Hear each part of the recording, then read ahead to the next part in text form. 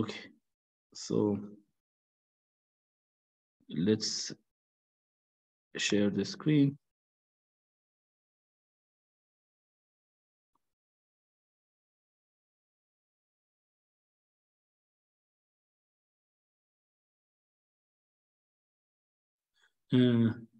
Great. So good. Let's start talking about. So today we are continuing talking about streaming algorithms, and specific.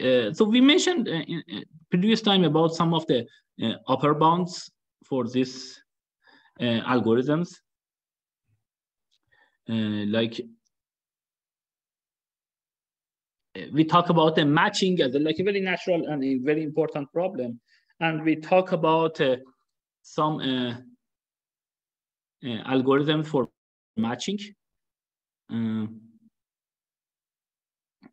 streaming algorithm for matching. Specifically, we talk about this simple maximal matching that you can do it automatically, like easily in streaming, but there were two important problems that I have asked before. So now let's go to the lower bound here and talk a little bit about the lower bound of this algorithm. So we want to see, for example, the matching, can we do anything better than like two approximation in little O of M or something? We need to know a little bit about the lower bound. And as I mentioned previously, the lower bounds are often for this streaming algorithm, we are using communication complexity. So, and this is interesting for lots of time in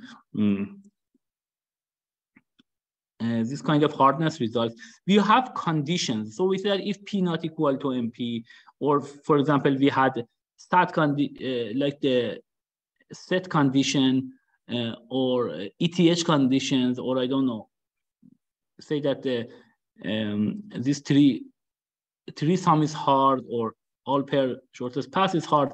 Here, interestingly, for a streaming algorithm, we don't have those conditional things, and everything that we get is, in some sense, is without any conditions.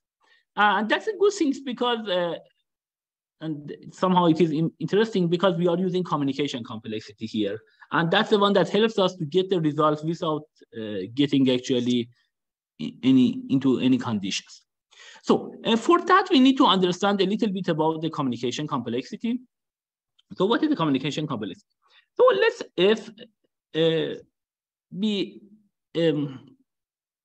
x times y is function that from x times y goes to 0 to z, and here this is a function that try to actually models two-party communication. So what is the two-party communication? Two-party communication, generally, I mean, this kind of communication things also, we have it also in other areas like crypto, etc. We talk two players, and these two players are generally Alice and Bob. So what does this two-party communication function does? Alice is given an input X, of course, from a set of X, and Bob is given an input Y from a set of input Y. And they want to compute f of x, y. That's their job, essentially. So Alice has X, Bob has Y, and then they want to compute f of x, y. The catch is that Alice does not know Y, and Bob does not know X. So that's the thing that we will say two-party communication. So Alice does not know Y, Bob does not know X, and they need to communicate some amount of bits, and according to some agreed upon protocol. So they can decide about, in some sense, you can think about that these two people are in some room first, they decide about the protocol that they want to do it, then they are going to different rooms, And then in that different rooms, according to that protocol of communication, they may communicate. Now, what is the communication complexity? So the communication complexity of F is the minimum over all communication protocols. So what is that? So this is, we take the minimum over all communication protocols. It means that we try to find minimum over all communication protocols, means that among best protocols.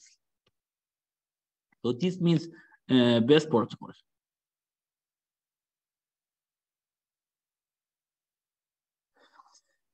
So for a best protocol, then for that best protocol, that somehow the best protocol is the one that minimizes the total communication bits. We are talking about the number of bits that are going in between. Then you will take over max. Then you take maximum over all x belongs to x and y belongs to y. The number of bits that needs to be exchanged from either party, such that we can compute f of xy. So again, the communication complexity, you are taking minimum over all protocols. It means that you are finding the best protocol for which, for all x and y, the number of bits that they are exchanging to compute f of xy is minimized. This protocol, it can be deterministic or it can be randomized.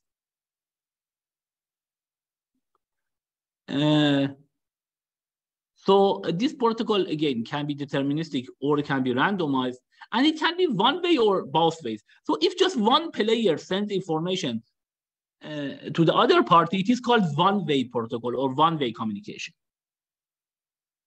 And we need to say which person sends this information. Is it between Alice and Bob? Alice sent it or Bob sent it? So in general, in the one-way case, is that one party, say Alice or Bob, sends some information to the other party, and the other party, needs to compute f in that case.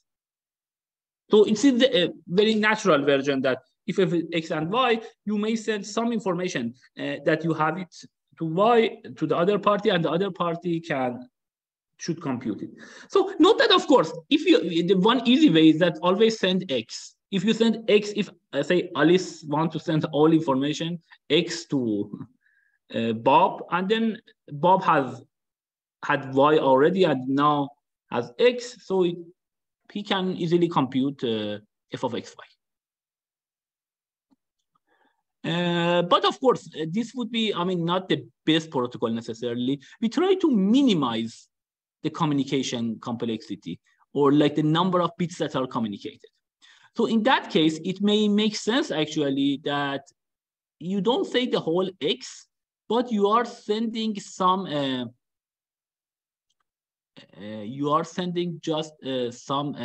sketch of x. That's the thing that we call it, or some kind of compressed form of x, such that the communication complexity goes down, or the number of bits that are communicated goes down. So we are actually talking quite a bit about this one-way protocols. We talk about the multi-way as well, but let's start with the one-way protocol. And the two problems that, so does it make sense so far?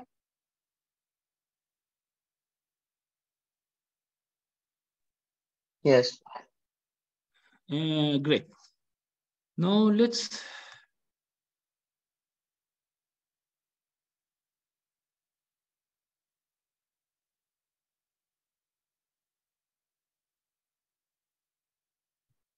good. So here, two problems that we will talk, and we are using them a lot in communication complexity, are index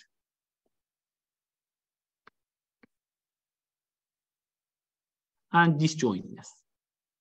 And index actually is used for one-way protocol. Disjointness actually can be used for multi-way communications. Like they can send it back and forth among themselves. Notice in this communication complexity, the message that we have it can send it back and forth. There is no need to. You may send some information to the other party, other party may send some information to you, and so on and so forth. So it can be like something like this. So it is Alice and Bob here. So maybe Alice sends some amount here, Bob sends something here. Again, Alice sends something, and maybe Bob sends something. And then you are considering the sum of this communication, sum of bits in communication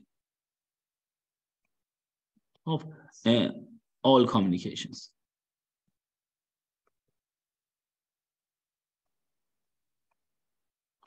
So all communication.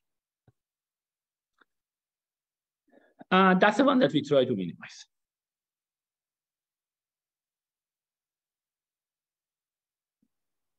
Great. So let's start with index problem. This is like one of the, simplest one, but it's actually very useful, as we will see. So assume that Alice has a string X which belongs to 0, 1 to the n.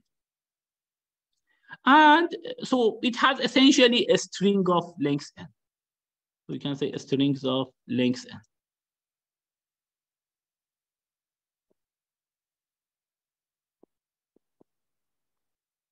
And Bob has a natural number, just some number essentially from 0 to n, some index essentially. So this is from 0 to n minus 1 in some sense. And here, Bob, the function that we want to compute is this one. Bob wants to compute index of x and I. What's the meaning of that? It wants to see xi. So if you consider x as an array, Bob just wants to do this simple operation of computing xi. And here, this is the one-way protocol essentially. And here we want to have this case that Alice, who has the whole strings, send some message to Bob such that Bob can just compute xi for the index I that he has. Note that this is important. If Alice sends all x to y, then the problem would be to Bob, then it would be easy because then Bob computes xi. At the same time, if Bob could just send I, and what is the length of I? The length of I is just log n. If Bob sends this log n bits to Alice, then Alice possibly can just, Alice can just get I, compute xi, and just send one more bit, the correct bit to Bob. So in that sense, if Bob wants to communicate, if this is like a two-way protocol, then it would be very easy. We can do it in log n bits. Bob can just send the index log n bits, and then Alice sends just xi, which is 1 bit, and this is log n plus 1 bits. Bob can compute xi. However, this is a one-way complexity model, and with the condition that Alice should send the information to Bob in a one way, so there was no previous communication. Is the problem clear?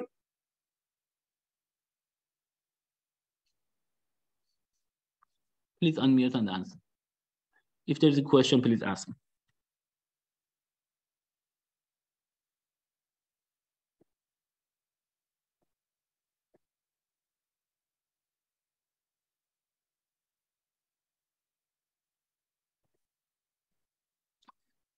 So, is it clear?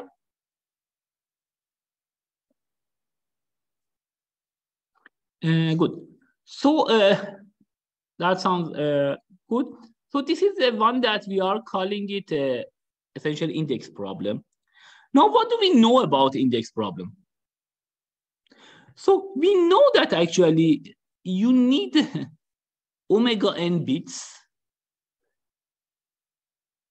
needs to be sent essentially from Alice to Bob such that we can compute the index problem. So for this one, what do we have here? The lower bound is that you cannot essentially do anything better than just sending all the bits that Alice has to Bob. That's the, and note that here, we are considering overall possibilities of X and Y. So you should not consider any special cases here, that Bob has a special index or X's or Alice's string is some particular form. So over all such kind of inputs, the best that we can get it is always omega. So in some sense, the best way that you can do it, I think actually this is also tied onto some constant as well. That's essentially means that in some sense, the best way is for Alice to just send all information, all bits that she has to Bob, and that's the only way actually we can compute.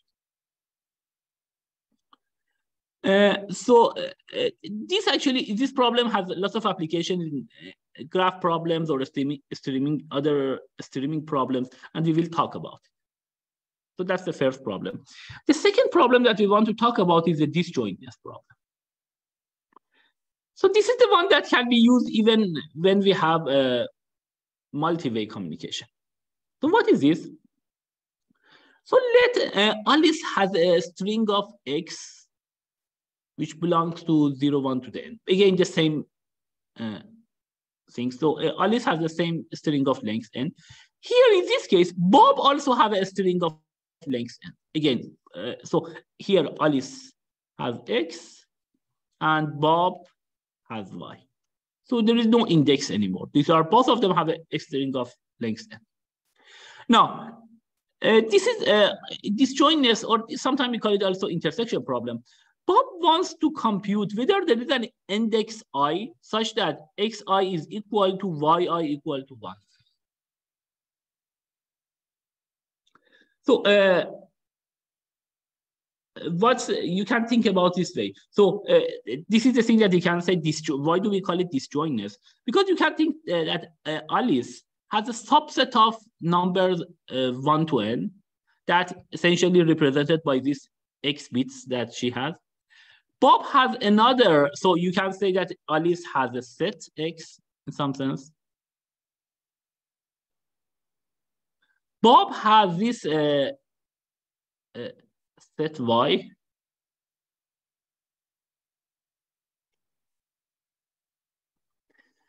The question is that whether this X and Y are disjoint or not. Because if they are, so that is equivalent of this. Because if there is one I that both of them have it, it means that these two sets are not disjoint. Otherwise, these sets would be disjoint. So this is the reason that we call this one disjointness problem, that we want to see whether this set X, which is corresponding to a string X, and set Y, which is corresponding to a string Y, whether these two are disjoint or not.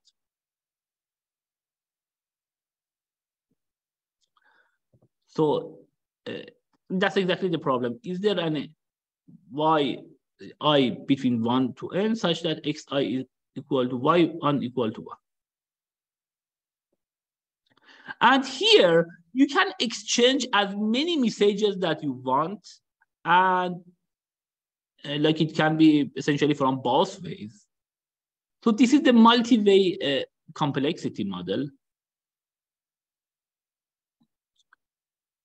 And even in addition, you can say the size of essentially sum of xi's or equal to sum of yi's equal to n over 4. So in other words, if you consider these two strings as a set, size of x is equal to size of y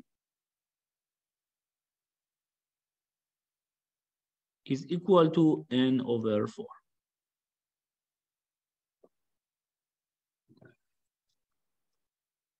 So again, we have this x and y that they can represent two sets x and y, the corresponding thing. Whether we want to see that they are disjoint or not.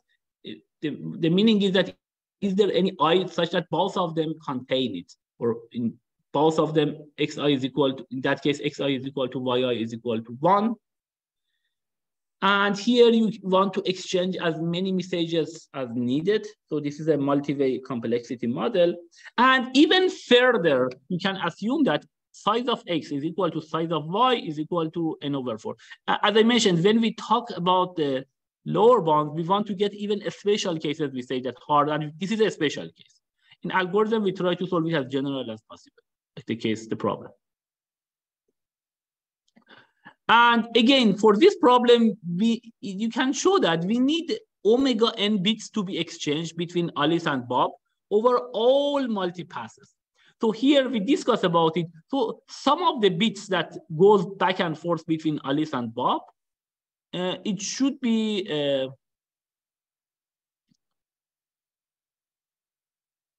it can be essentially, or like here in this case, it should be n over 4, omega n. So in some sense, again, what's the meaning? It means that Alice should send all the string x that she has it to Bob, and then Bob can, of course, easily compute this one after that. So there is no other way than sending all information, or at least, I mean, within constant factor, the information that Alice has, all of them should go to Bob. This problem is very useful when we try to prove hardness for this essentially streaming problems, even in the multipath model. So that's a very useful one. So we discussed that in streaming, we have generally, it's the case that the stream is coming and you can read it. But I mentioned in the multipath version, actually you can read the stream maybe a few times, like not just only one time. You can think about it as some kind of external drive that you have it. And then you can go through this information maybe a few times. This is the multipath mode version of streaming. And this problem, the disjointness, actually can give us strong bonds even for the multipath case. Also, it is interesting to note that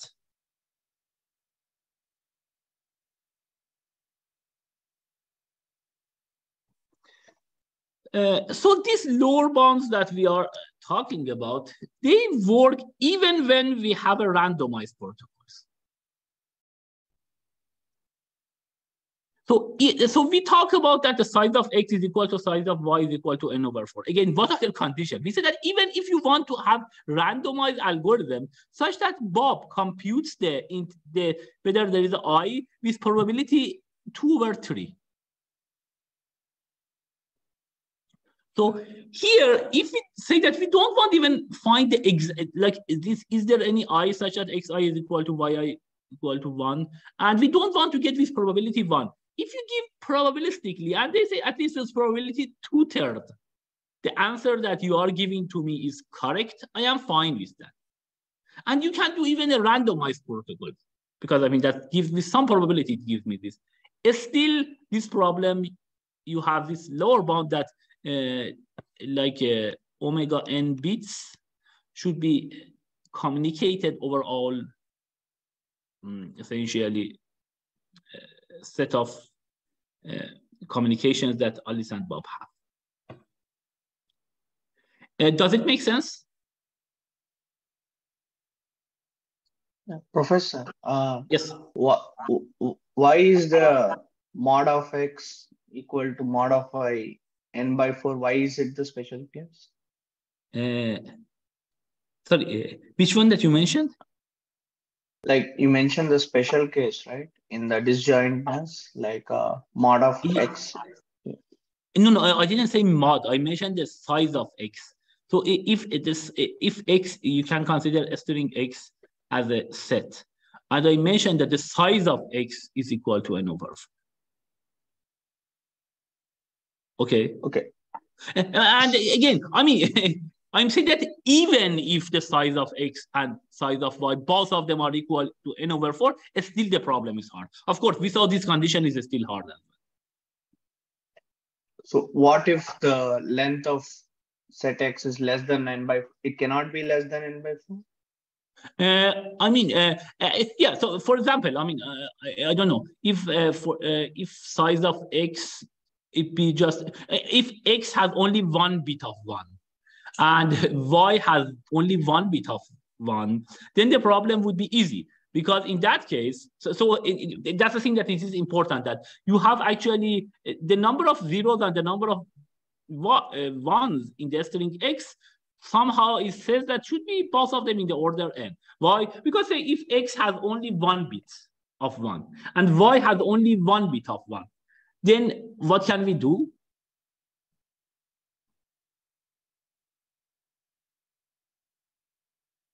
So like in that we case, just go ahead. we just need to check it one time, because for the disjointness, Alice needs to send only one bit, and he just need to check whether Yes, they are but you don't disjoint know. one. Yeah, Alice actually sends more than one bit. Generally, as I mentioned also previous time, for the streaming algorithm, the space that we needed, at least we need to have some kind of index I. We have some kind of, the input is n. Generally, we need to at least log n to count something. So generally, the case here also for index and disjointed. So I say that this is a special case that, so x has only, so 0, 0, 0, 1, 0. So it has only 1, 1, and y has 1, 1 as well. Good. Actually, I will say even more generally. Y can have arbitrary set of ones. So y is y can be arbitrary.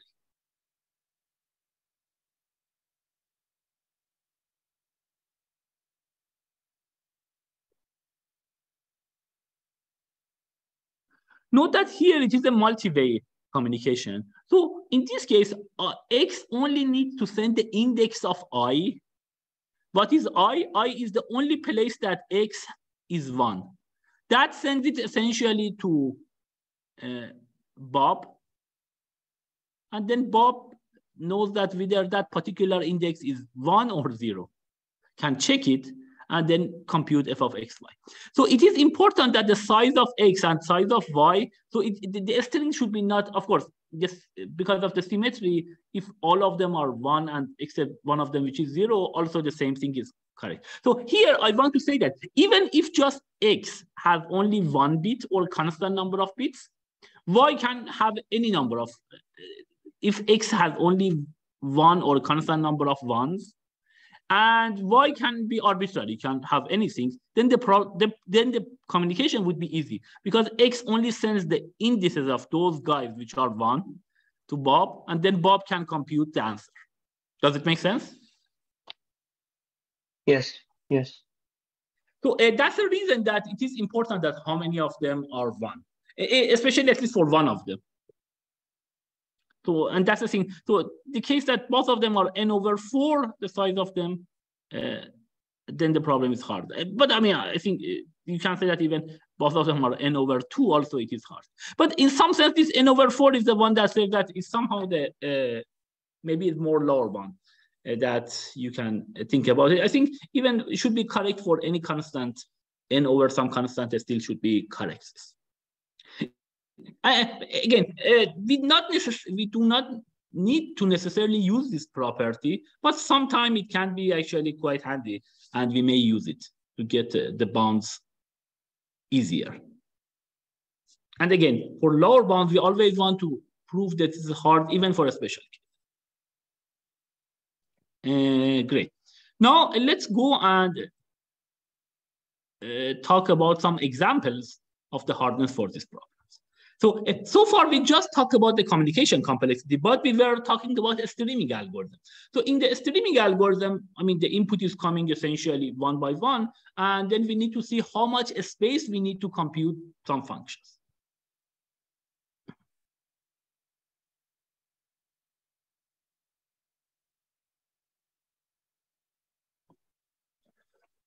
So this is actually a good example that we will talk about. So what is the example? So say this is the input. This is the problem. It is called maximum connected components K problem. What is this? There is a graph which is given to us, G of VE, and this can be even a forest. So in this graph that we have we know that it is a forest. What's the meaning of forest? Forest means that it is essentially a set of edges. So forest means a set of edges with no cycle. A set of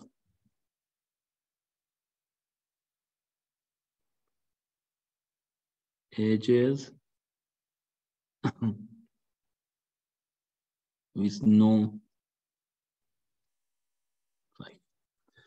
So a forest, in some sense, is a generalization of a tree. A tree, it is a set of edges with no cycle, but the whole graph should be connected. Forest, there is no, in forest, we don't need such a condition. So it can be just a set of edges, and so it might be something like this. So this is not a tree, but this is a forest. But we cannot have some edges like this. That is prohibited, because I think then we have a cycle. Now, you know that this is a problem which is called a promise problem.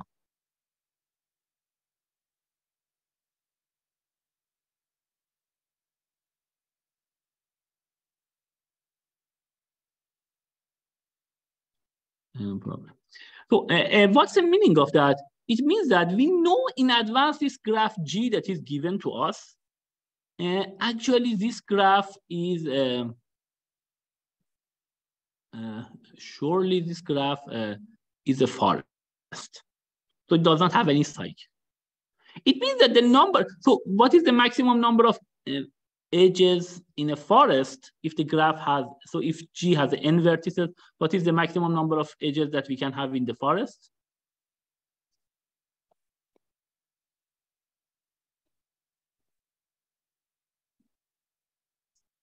So maximum edge, so maximum number of edges, it would be n minus 1.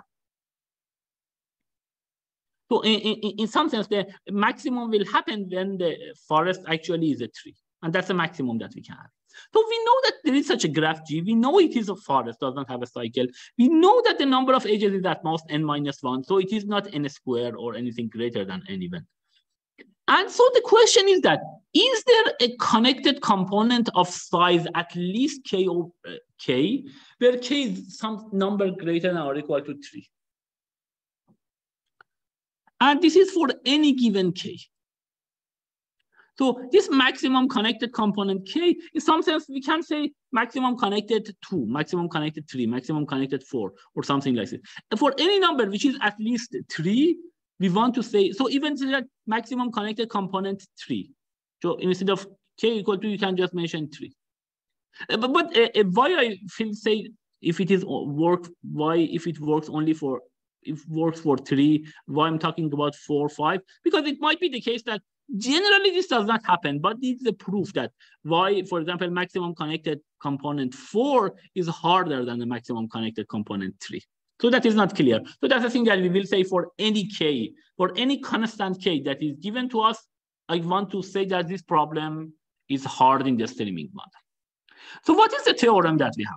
So this is the theorem that we have. We say any single path, a streaming algorithm, solving the maximum connected components on forests needs omega n. It's essentially, I think, omega n. Good. So this is the theorem that we want to prove. Any single path, so it is a single path. It means that we should go to a stream only one. And it solves the maximum connected component k. And you can even, for now, you can even assume that k is equal to 3. The same proof actually works for any k, but say k equal to 3. This problem, if you want to solve it, and you know that this graph is a, forest. What's the meaning of that? It means that we are getting at most n minus 1 edges as the input, that they come one by one. So essentially the input would be E1, E2, to at most it would be something like EK, no, maybe EL, where L is less than or equal to n minus 1. That is the input that we are getting. And we know that L is less than or equal to n minus 1.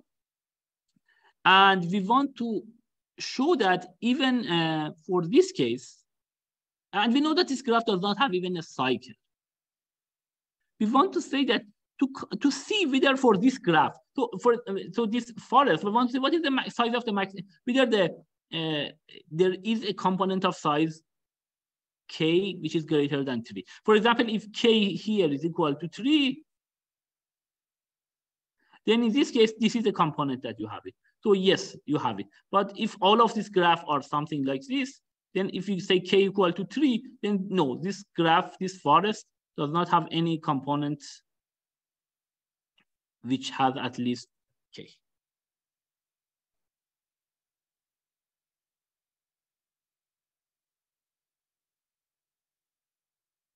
Good. Is the problem clear?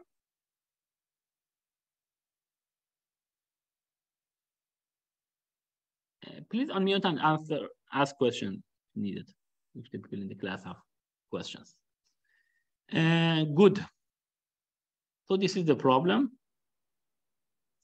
What do we want to do that now? We want to give a reduction from index to maximum connected component.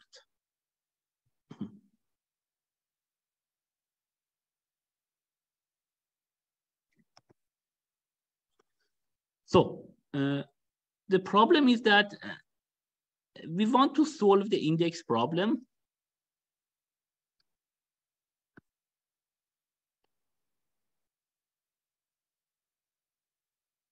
So we want to solve the index problem using the maximum connected component. However, note that it is a bit tricky. Why?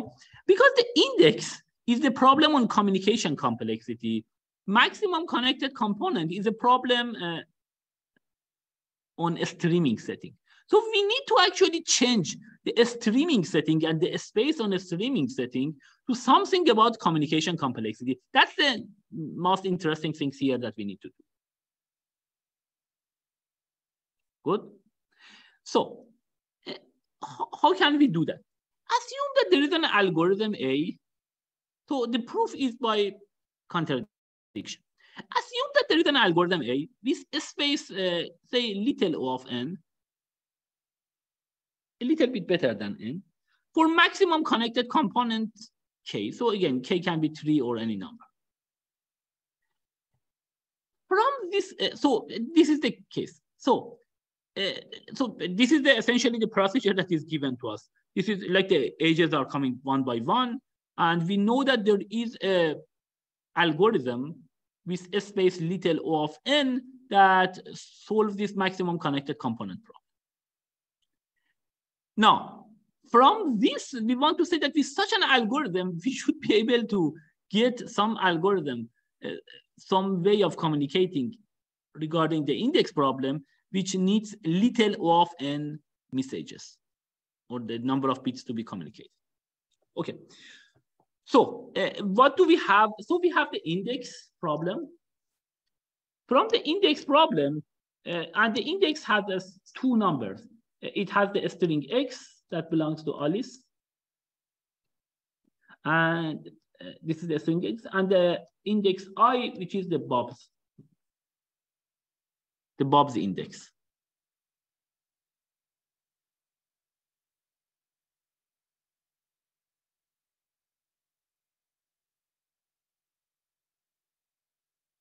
Good.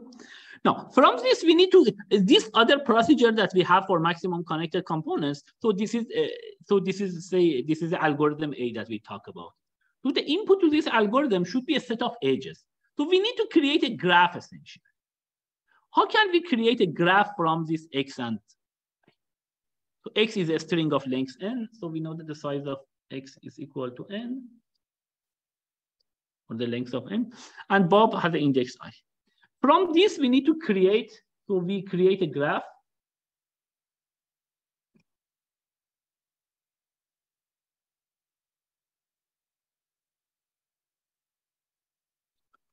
Where we create a graph for A.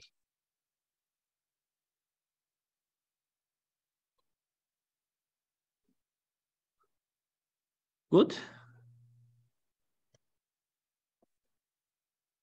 Now, how can we create this graph? So this is the graph that we have. So the graph has essentially the vertex set of this graph contains VL, VR, and VD. So it has essentially union of these things. So three vertex set, we have it, VL, VR, and VD. And then what is E? So this is the V, and then E is the set of Alice's edges and Bob edges. We need to define them. So we need to say what are V1, VL, VR, VD, and what is the edge set of E, the edge set for Alice and edge set for Bob. Okay, and in some sense, we need to do that such that the maximum connected component for any given K that is given to us can solve the index problem. So this is the same type of reduction that we had before. The only difference here is that when we talk about this problem, just make sure that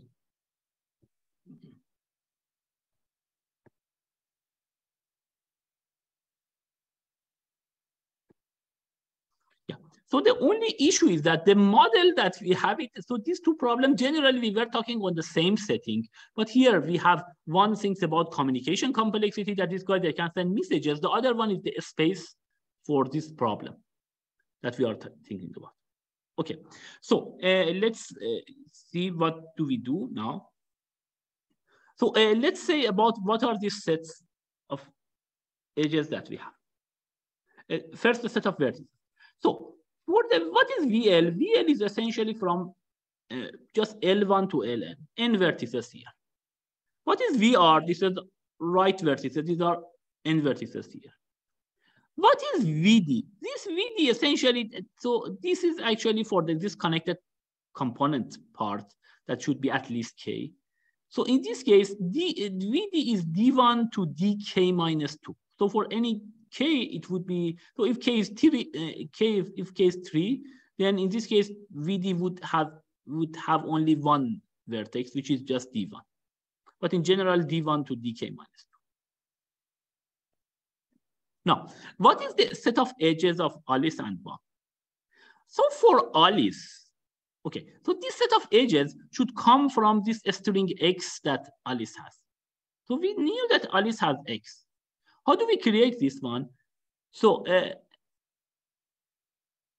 we will put for any xj, that xj is equal to 1, I will put an edge between Lj and Rj.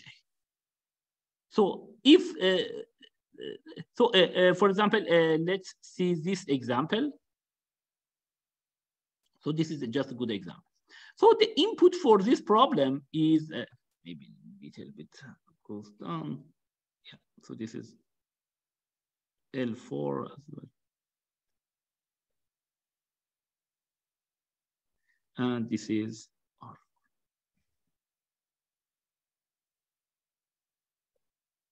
Okay, so for example, say the input to the index problem is 1, 0, 1, 1.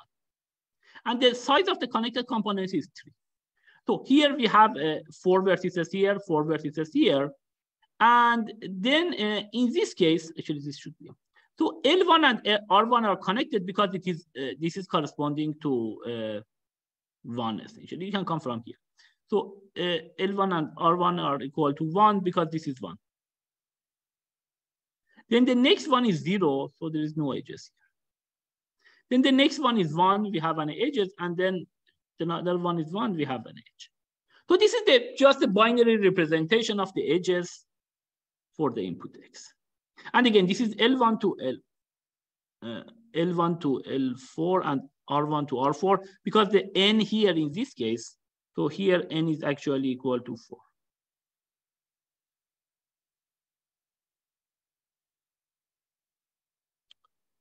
And here, as I meant, yeah.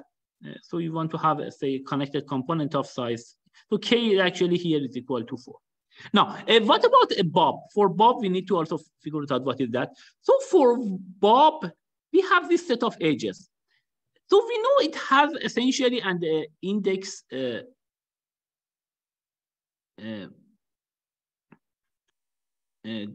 So Bob has the index I.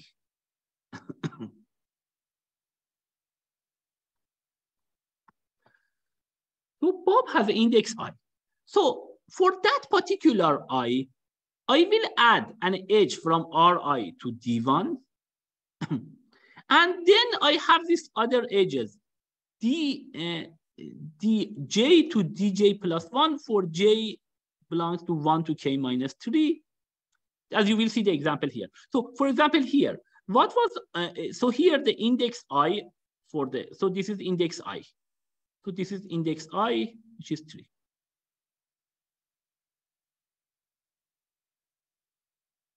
So I is equal to 3. It means that, well, I want to see what is the index 3 of this set. So in that case, so I is equal to 3. So I will add this edge from R3 to D1. And then I will add these other edges between D1 and D2. Why? Because K is equal to 4. So here I will put it to K minus 2. K minus 2 would be 4 minus 2 would be 2. That's it. So that's a graph that I create.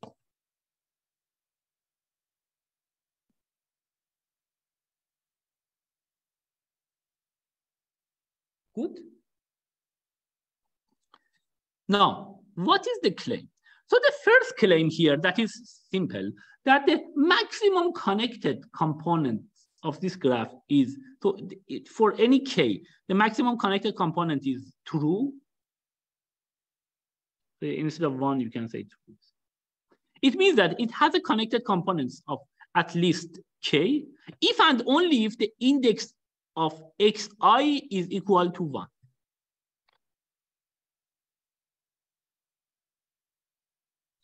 Good. This is very, so it is easy to see that if actually index of xi is equal to 0, then the maximum component, connected component has size at most k minus.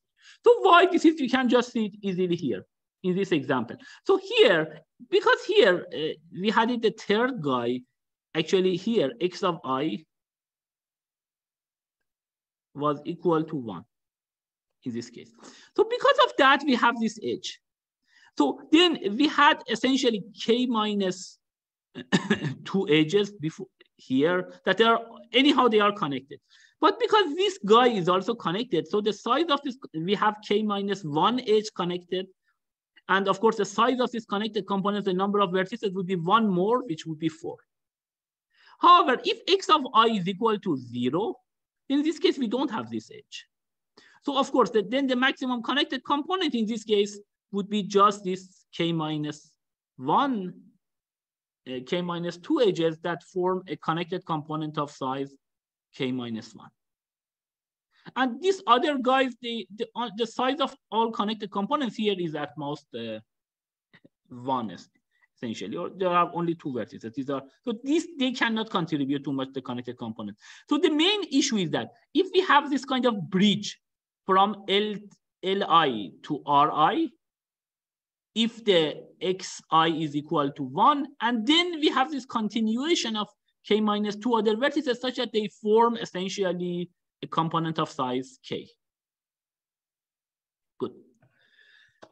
So far we are done, and this is a very simple thing that we have shown so far, that the maximum connected component of k is maximum connected component k is equal to true for this particular graph that we created from the input of the index problem, if and only if the index of x and I is equal to 1. So far we just created some essentially from the input of index, we have created some graph. But here, this is the issue. The models still are different.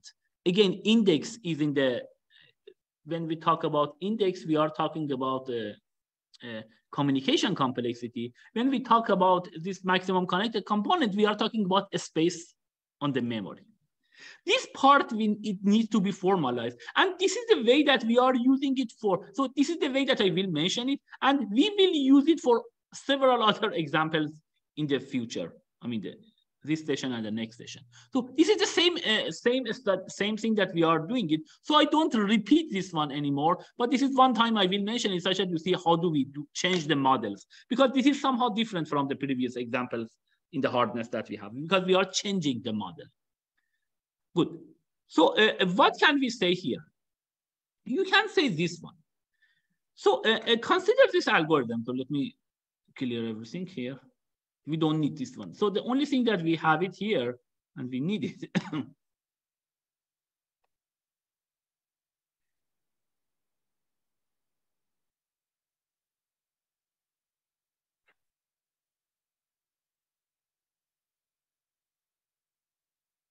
Yes. So this is the part that I want to talk about. This is the again some way that we are changing the model. It is important that you will understand this one because we are using this one in the future. Okay. Assume that, so we want to get, essentially we want to get proof by contradiction. Assume that this algorithm that computes the maximum connected component, and again, the only thing that we need is this thing that I have mentioned here. The maximum connected component of this graph is 1, or like essentially 1 means true, if and only if the index xi is equal to. Now, let's assume that, I mean, for this particular graph, we can compute, we can solve this problem in little o of n space. For this graph, for this particular.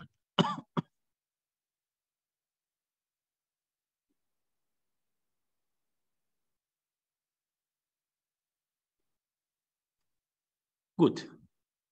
Now, what is this one? So now, say this is the way that we can solve it, and there is a nice way actually to solve this.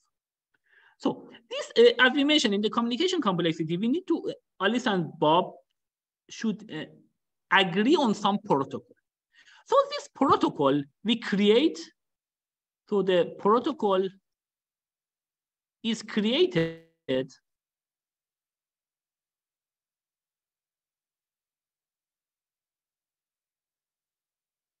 using algorithm A.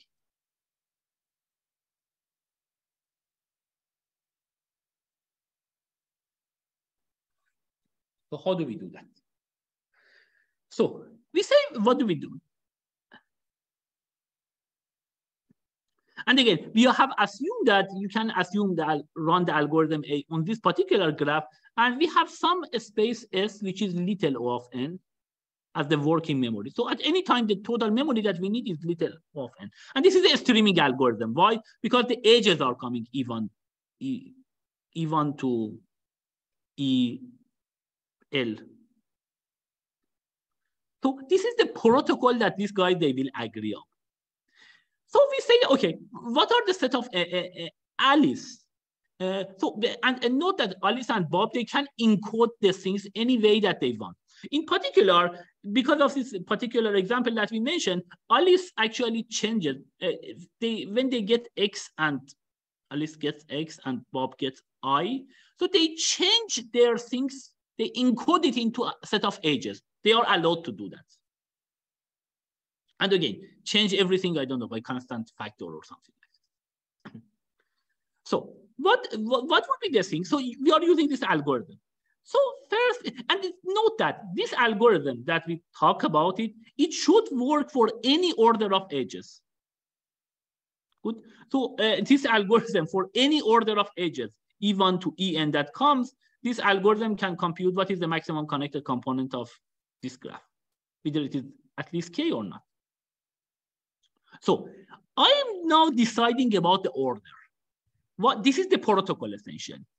Alice sends to Bob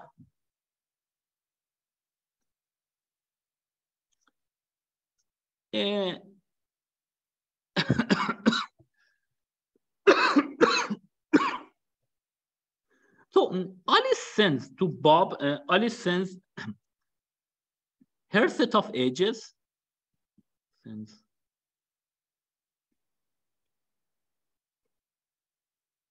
her set of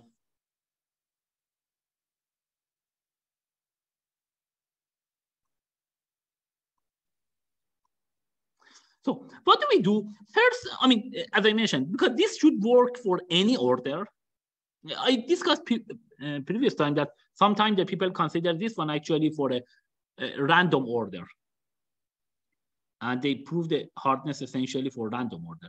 But here we are assuming that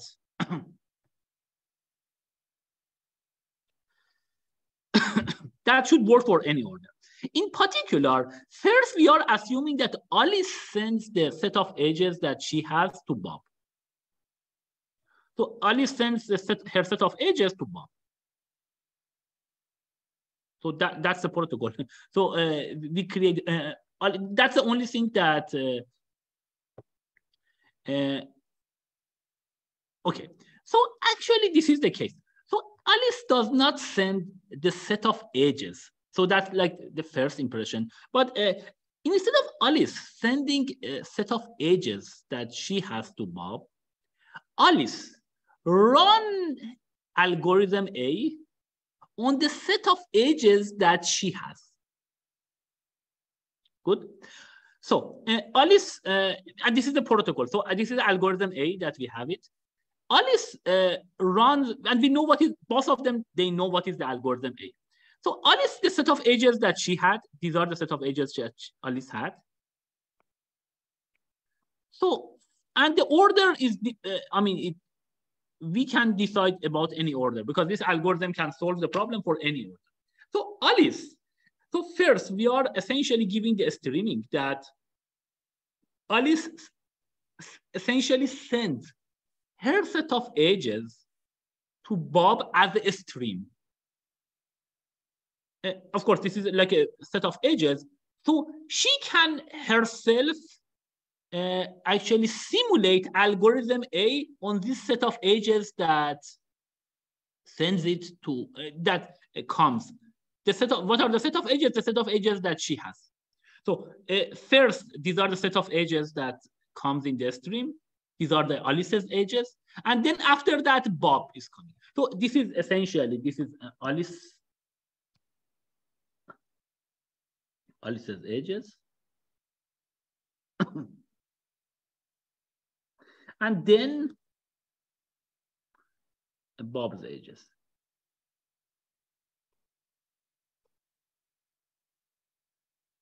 So this is our stream.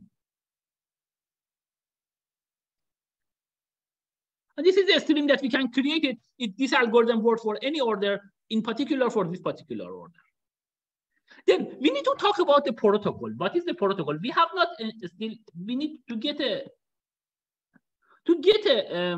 contradiction. We need to say what would essentially Alice sends to Bob in the communication complexity way such that it violates the index problem. Good. This is the case that we are doing. Alice first, Alice runs algorithm A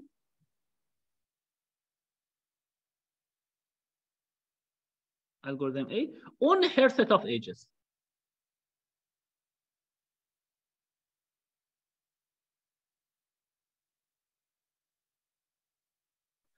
So Alice runs the algorithm A on set of edges.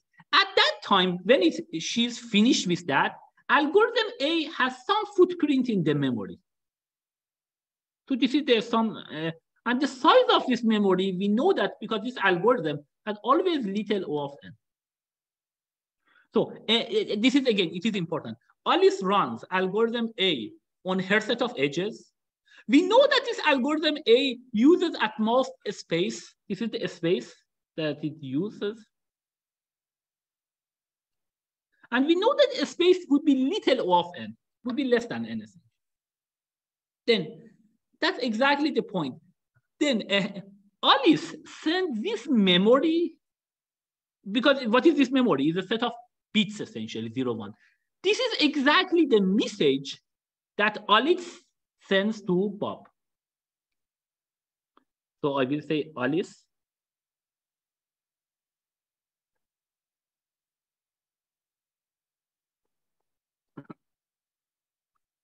sends the memory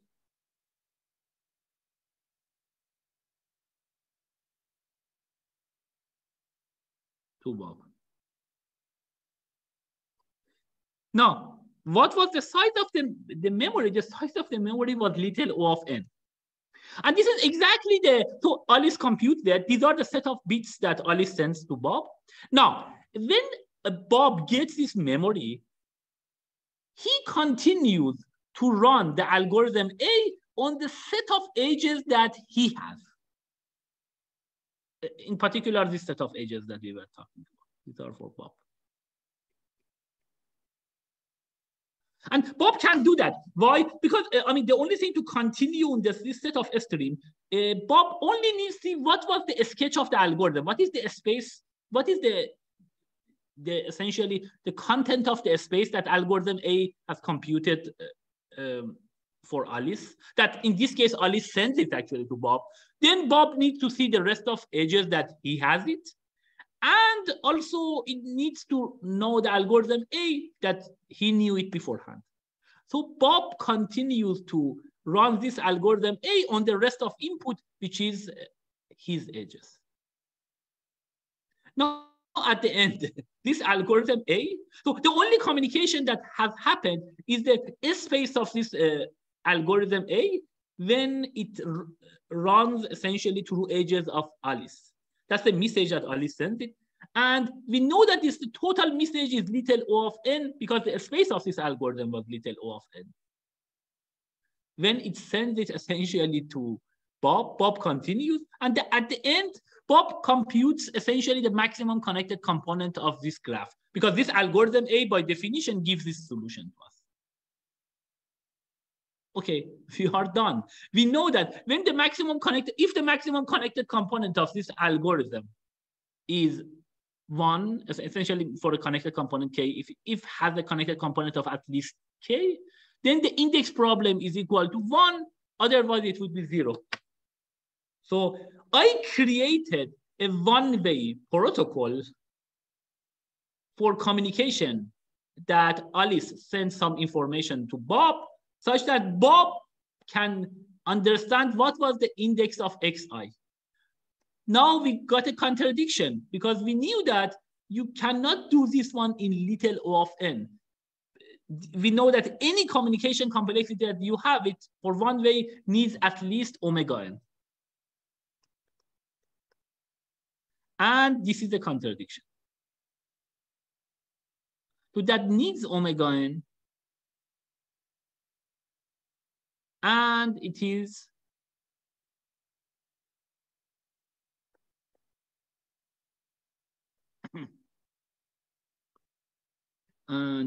a contradiction.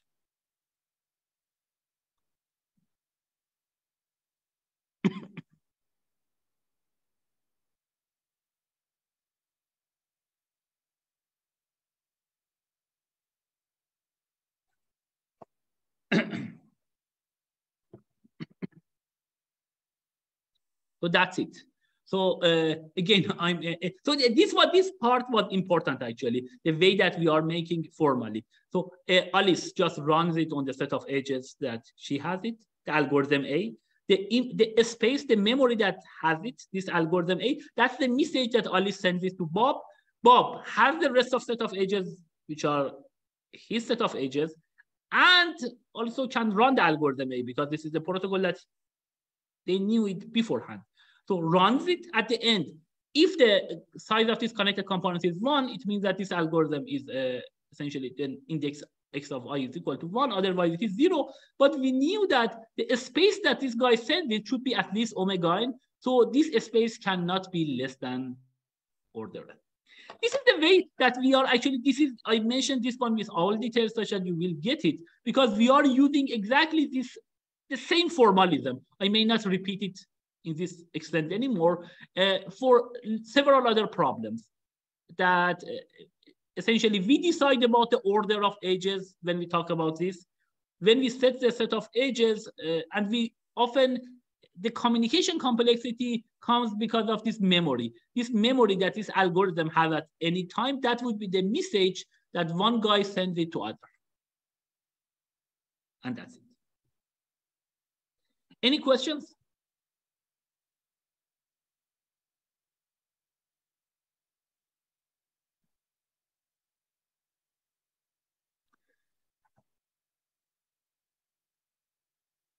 Yeah. So let me just. So this was the way that I have mentioned it. And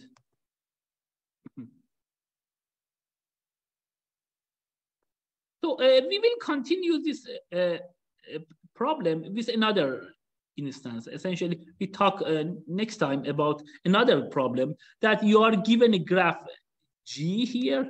So here, instead of finding the maximum connected component in the graph, you are given a graph and you want to see whether this is a tree or not. Of course, the graph G is a tree if and only if the number of edges is exactly n minus 1. So you know n and n minus 1. That we can check it.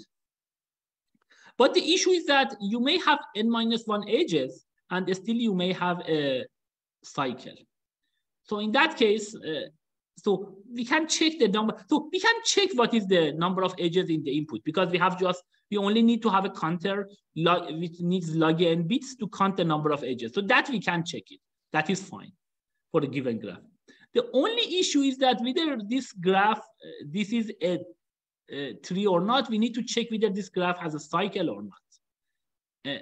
This graph of n minus 1 edges, that we will talk next week about. The next session. Any questions?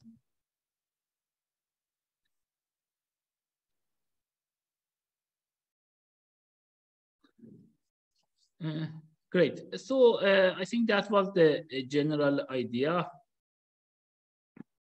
that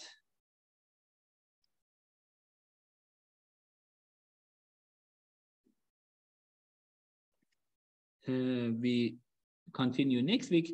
And then we have presentations next week on Thursday. And hopefully we will be done by that time. Great. So if there is no other questions, we can just finish the things. And thanks for all people, the Zoom or the class for that. And then talk to them. Bye.